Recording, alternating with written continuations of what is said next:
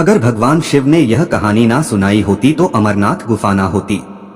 आज भी अमरनाथ गुफा में 2 कबूतर जिंदा क्यों है, यह हम आपको वीडियो में बताने वाले हैं। आप वीडियो को पूरा सुने। वीडियो में दी गई जानकारी अच्छी लगे तो वीडियो को लाइक और कमेंट्स में जय बाबा अमरनाथ जरूर लिखे। मां पार्वती ने भगवान शिव से एक सवाल पूछा, जिसके बाद भोलेनाथ ने एक कहानी सुनाई और अमर हो गया कबूतर का जोड़ा। अमरनाथ धाम हिंदू श्रद्धालुओं के लिए बहुत महत्व रखता है। जम्मू कश्मीर की वादियों में स्थित अमरनाथ धाम जाने के लिए भगवान शिव के भक्त साल भी इंतजार करते हैं। 4 धाम की तरह भक्तगण इस पूजनीय यात्रा को जीवन में एक बार करने की इच्छा अवश्य रखते हैं। अमरनाथ यात्रा के बारे में कहा जाता है कि यहाँ भोले की मर्जी के बिना भक्त नहीं पहुँच पाते हैं। जिसे भगवान शिव बुलाना चाहते हैं वही उनका दर्शन कर पाते हैं। अमरनाथ यात्रा हर साल जून से जुलाई के महीने में शुरू होती है और इस साल भी यह यात्रा शुरू होने वाली है। अमरनाथ की यात्रा बेहद रोमांचक है क्योंकि यह यात्रा धरती पर स्वर्ग के जैसी है। हिमालय की गोदी में स्थित अमरनाथ हिंदुओं का सबसे ज्यादा आस्था वाला पवित्र तीर्थस्थल है। अमरनाथ की खासियत पवित्र गुफा में बर्फ से शिवलिंग का बनना है। प्राकृतिक हिम से बनने के कारण ही इसे हिमानी शिवलिंग या बर्फानी बाबा भी कहा जाता है। भगवान शिव ने बताया अमर होने का रहस्य। अमरनाथ हिंदी के 2 शब्द अमर अर्थात अनश्वर और नाथ अर्थात भगवान को जोड़ने से बनता है।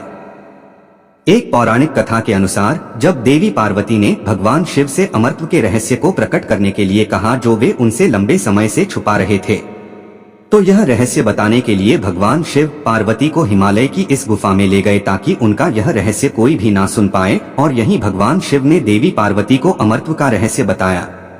पुराणों में वर्णित है कि एक बार माता पार्वती ने भगवान शिव से पूछा, आप अजर अमर हैं और मुझे हर जन्म के बाद नए स्वरूप में आकर फिर से वर्षों की कठोर तपस्या के बाद आपको प्राप्त करना होता है।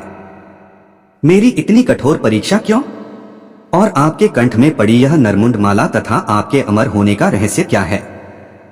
भगवान शिव ने माता पार्वती से एकांत और गुप्त स्थान पर अमर कथा सुनने को कहा, जिससे कि अमर कथा कोई अन्य जीव ना सुन पाए, क्योंकि जो कोई भी इस अमर कथा को सुन लेता है वह अमर हो जाता। पुराणों के मुताबिक शिव ने पार्वती को इसी परम पावन अमरनाथ की गुफा में अपनी साधना की अमर कथा सुनाई थी, जिसे हम अमरत्व कहते हैं। कहते हैं भगवान भोलेनाथ ने अपनी सवारी नंदी को पहलगाम पर छोड़ दिया, जटाओं से चंद्रमा को चंदनबाड़ी में अलग कर दिया और गंगाजी को पंचतरणी में तथा कंठाभूषण सर्पों को शेषनाग पर छोड़ दिया। इस प्रकार इस पड़ाव का नाम शेषनाग पड़ा। अगला पड़ाव गणेश पड़ता है। इस स्थान पर बाबा ने अपने पुत्र गणेश को भी छोड़ दिया था, जिसको महागुणा का पर्वत भी कहा जाता है। पिस्सू घाटी में पिस्सू नामक कीड़े को भी त्याग दिया।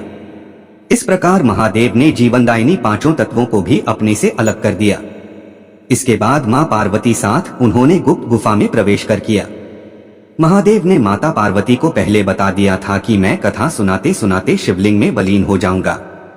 तुम हुनकर भरती रहना, जिससे मुझे पता चलता रहे तुम कथा सुन रही हो। अगर तुम सो गई तो मेरा कथा सुनना व्यर्थ हो जाएगा।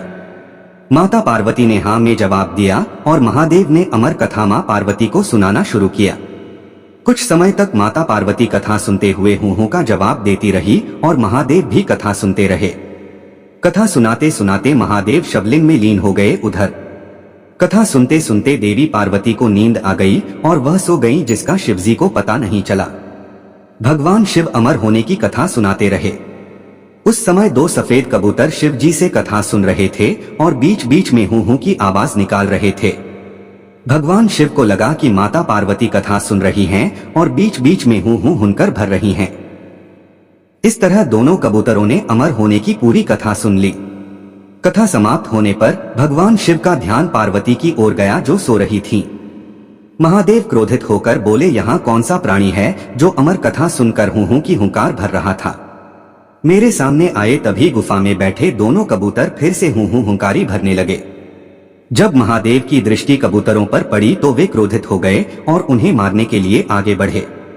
इस पर कबूतरों ने भगवान शिव से कहा कि हे प्रभु, हमने आपसे अमर होने की कथा सुनी है। यदि आप हमें मार देंगे तो अमर होने की यह कथा झूठी हो जाएगी।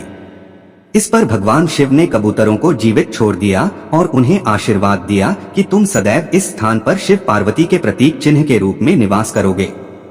अत यह कबूतर का जोड़ा अजरमर हो गया। ऐसा कहते हैं आज भी इन दोनों कबूतरों का दर्शन भक्तों को यहाँ प्राप्त होते हैं और इस तरह से यह गुफा अमर कथा की साक्षी हो गई और इसका नाम अमरनाथ गुफा के नाम से प्रसिद्ध हो गया।